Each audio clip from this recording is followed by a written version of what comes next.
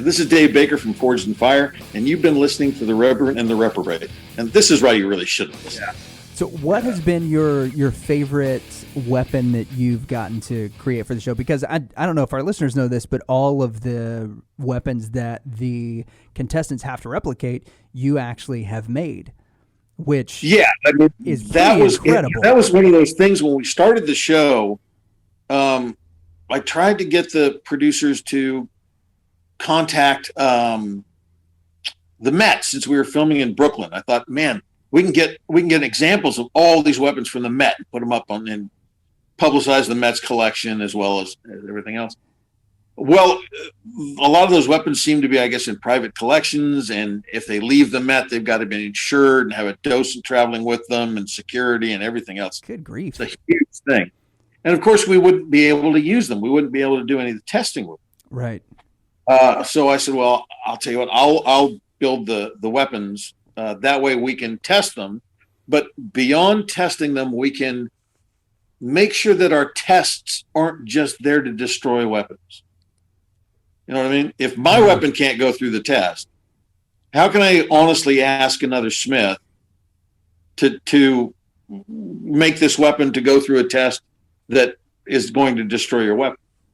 And some of our tests, I think, are far too destructive, but that's a production argument that I have on a regular basis. So, and you're referring to like the hog test and the wood test, you know, the final test with the weapons where we have the kill, the strength, and the sharpness test. Yeah. And I try to fight to make sure that those tests are somewhat appropriate for the weapon. In that, you know, if you've got a Middle Eastern sword that's light, fast, and meant to cut people who weren't wearing any armor, doing a strength test where you're chopping bricks might not be the that makes sense. That might not be the most appropriate test for the weapon. Yeah, that makes a lot of sense. I can't think of very many weapons that would have been put up to an ice block chop. Well, I mean, but the thing is with the ice block chop is you're going against a dynamic surface that blows up, and it's super specular, and it looks so amazing on television. And it's tough in that, you know, the ice isn't going to get out of the way, but at the same time, if the sword is properly made and properly tempered and done right, well, the ice isn't going to break it. Mm-hmm. I mean, weapons break on ice because there's a flaw in the weapon. Yeah. Not because ice is stronger than steel. Mm-hmm. So what is, it happens to me all the time. All my weapons break on ice. So what is your favorite weapon that you've made so far? Favorite. Man, I'm really partial to sabers. We've done a lot of different kinds of sabers. Mm-hmm. I just watched the one with George Washington's thing that is a word I can't pronounce. The cutto. Yeah, the lion head cutto. Yep. Yeah. Yeah, that's a nice weapon. It's nice, fat, it's fast, it's just a hanger, you know, it's not huge. So I maybe the Indian tulwar is one of my favorites because the handle and guard takes so much work and detail. And it's a saber that looks really heavy, but it's not because it's just paper thin. Ooh, they're just cool. Like this giant, wicked razor blade that hacks things to pieces. There's a series of books. One of them is Swordsman in Time of the Raj, and they're all about first-hand accounts of British swordsmen in India during the late 17 and early 1800s. So it's fascinating to see what these swords are, read about what these swords were capable of doing in the hands of professionals. So I'll throw the tulwar in there. Okay. Yeah, I think that's an acceptable answer. Long answer to get to one word, but. So we're talking swords. What's your favorite type of steel to actually forge with, and then not just forge with, but also use? And if that's different, why? I've become a huge fan of 80 CRV2, which is a newer steel. It's not new, but it's sort of the replacement for 5160 spring steel.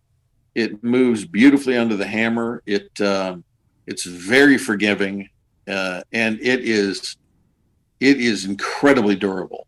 You can layer it up with a 15 and 20 to get like a Damascus pattern, so it works for that. But at the same time, it's an easy steel to work with. It's super durable. It hits that perfect spot between tough and hardenable. So a lot of those blade steels that are newer, you were saying it's a new steel. They just don't seem to hold an edge, kind of like newer, like the high carbon does. And you brought up the point, it kind of replaces 5160, which is spring steel.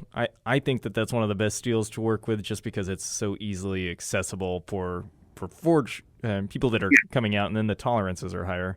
But you said that this one actually takes a nickel. It's a great steel. I mean, 5160 is what I was building most of my blades out of before I was introduced to the 80 CRV2. But 5160 doesn't move well under the hammer. It's if you've got power tools, it moves great. But hand hammering 5160, it's a slow steel to move. It tempers really well, but it doesn't get very exciting if you try to put a hamon on it or something like that. You just get dead straight hamons.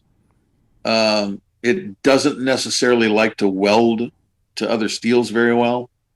Yeah, Damascus so it gets super limiting, difficult.